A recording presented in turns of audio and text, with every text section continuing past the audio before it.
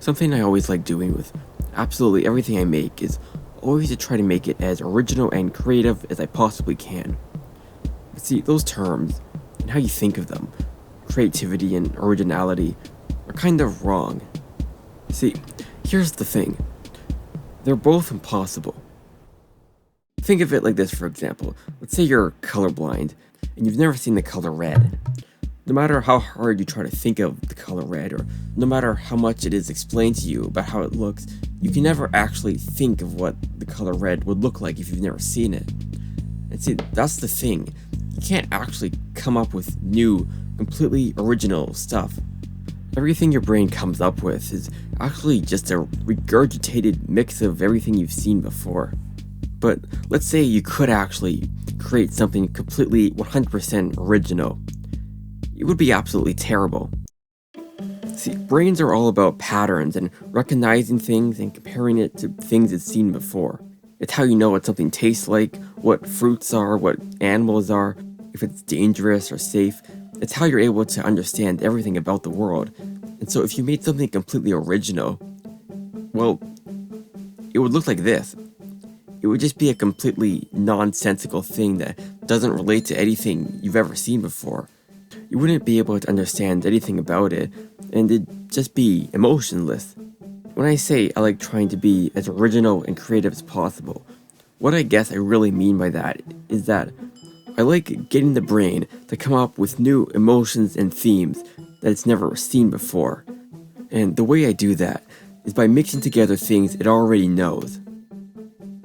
From what I've seen from all different types of media, this is really what people mean when they say original and creative.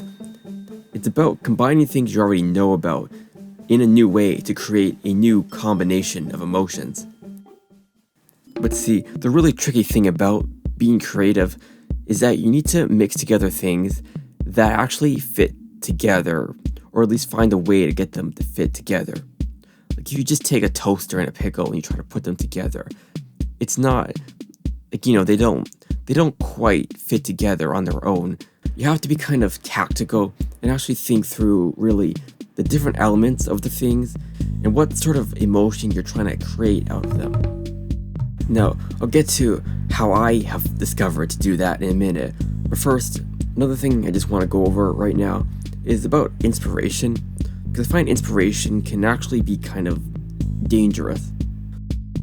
Like when you get a sudden burst of inspiration for something, it can be really helpful. Like there have been times that I'll just get a sudden boost of inspiration for an exact character or place or object, and then I just have so much motivation and ideas to work on it. But then there's also been plenty of times when I really feel like working on something, but then I start trying to do it and I realize it doesn't quite make sense, and then it just kind of falls apart. Like it can be a really helpful boost, but it can also boost you right into a brick wall if you're not watching where you're going. But see, the problem with inspiration is that it's random.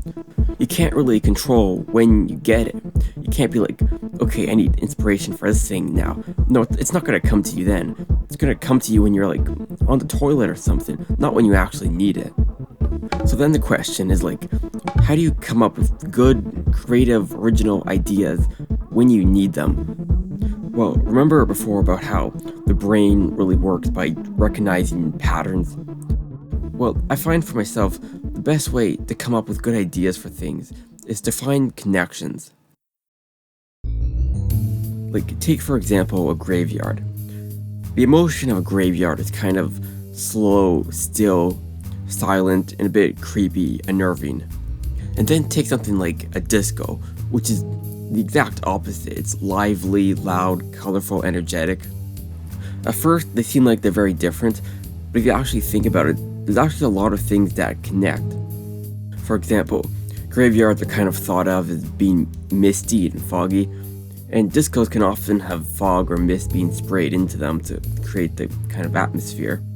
And so, because those two things share something in common, you can kind of imagine what a graveyard would look like if instead of just having normal, plain fog, it had the vibrant, colorful fog from a disco. And then there's also other things the shape of a tombstone is kind of similar to a jukebox, You could switch those around, make a jukebox gravestone. Then there's also just kind of the emotional element of the two, because like a disco or a party, after the party's over or before it began, is kind of creepy and liminal, very empty, which is the same emotion as like a graveyard. You can really combine the two, and they work really well together. And this is really what I mean when I say finding connections. Even if it's just something like the emotional element of something, the shape of something, the color, smell, whatever it is, if there's something two things share in common, you can usually mix them, and then your brain kind of recognizes that thing from both places, and I find it creates like a new emotion. It's mixing together two things you already know, but it's new. And this is really what I find creates the thing that most people refer to as original and creative. It's just connecting things in the right way. Of course, then, the trick is learning how to find these connections and things. And of course, this is something I'm still always working at. But if you want to see at least my process for finding these connections, I plan on making a lot of videos on this channel going over all that. Whether it's characters, places, landscapes, items, whatever it is, if you just look for connections, you can always find something. And I find this way of thinking about things also applies to music and kind of game development and writing as well, probably. I haven't quite got around to writing, but I'm pretty sure it applies to everything. But I need to stop here because I've got some kitchens and caves I need to connect.